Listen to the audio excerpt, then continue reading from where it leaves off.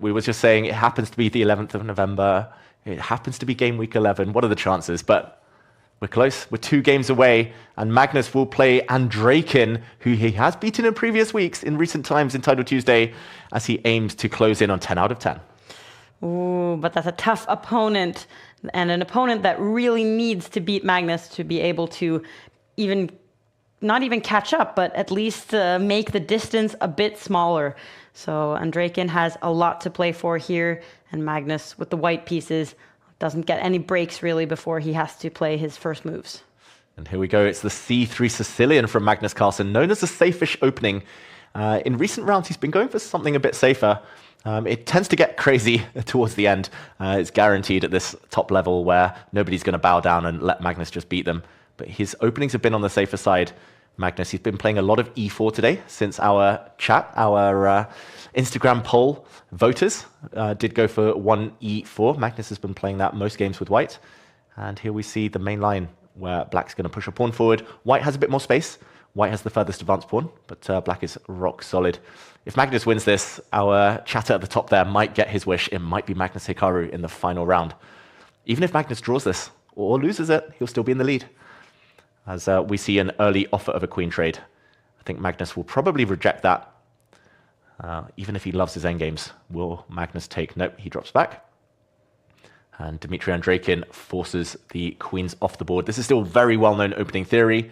I'm wondering how much both sides know about this. Bishop takes pawn is now a very forcing line that allows the black knight to jump in and trap this white rook in the corner. Has Magnus studied this? He spent a lot of time. Dmitry Andreikin seems to know what he's doing. 2 of the 1990 crowd fighting out on top board here. And Andreikin, he has played every single Title Tuesday in this autumn split, all 10 of them, and now his 11th one.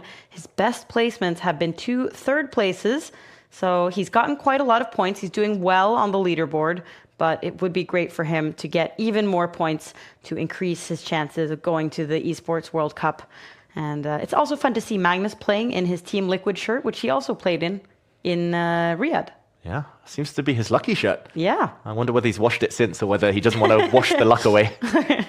And, okay, black's a piece up. Magnus sacrificed a knight, but this piece in the corner should get trapped. And there we go. He starts sipping some water. And he's now ready to move his knight out the way and just gobble up that cornered piece. Magnus likely to be a pawn to the good when the dust settles. I'm very surprised Andreikin's gone on for this. It's an endgame, and you're down a pawn, and you're facing the greatest endgame player of all time. Magnus does look good for 10 out of 10. I love watching Magnus, is what a viewer is saying. It's been fun today to see Magnus in the zone, but also it was interesting in this previous game that he almost lost, but he kind of kept his cool.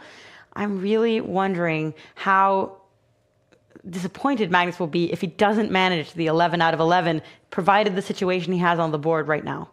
Exactly. And I know some new fathers who talk about brain fog. Once they get a kid, it goes all foggy. But Magnus, he's a new dad, and he seems to keep winning still. Now big hit on his bishop. I don't think white wants to allow this bishop to be captured. Maybe this pawn is going to drop either way. So I'm expecting maybe Magnus, there we go, to go grab a pawn in the process. Not the best move according to the engine. The eval bus saying slightly better only now for Magnus, but very, very sensible. Risk-free for Magnus Carlsen right now. He's a pawn up, and even if he drops back this extra pawn, he shouldn't be in too much danger. It's up to Dmitry Andreikin to try and equalize this game. It's not going to be easy. And nice to see, like you said, that Andreikin's played every single week. Consistency is important in life and chess. Yeah, and especially for the total standings, because even you have to try to collect as many good placements as possible. Your 8 best placements in the 13 weeks that make up a split. And Andreikin certainly has gotten he's used all of his chances to get as many good placements as possible. Magnus, who has won the tournament twice and is the only one to have done so, naturally then leads.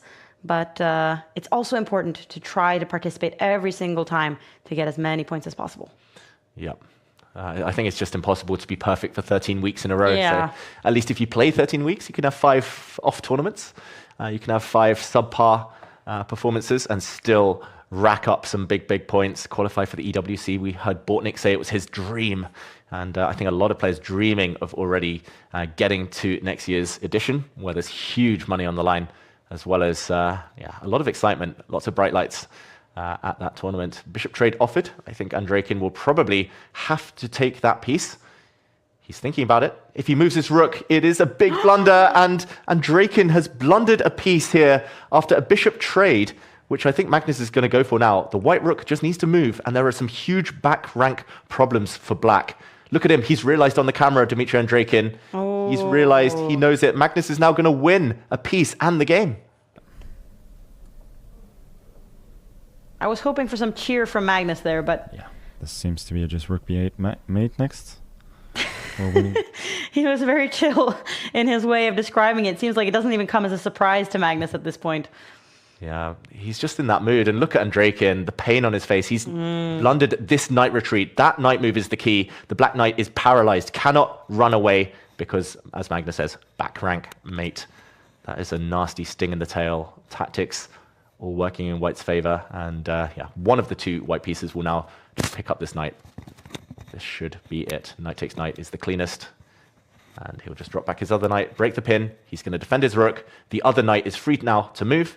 And that will surely lead to resignation. A whole minor piece up. And Magnus, 10 out of 10. He's one game away from a historic full house, 11 out of 11. Andreikin resigns.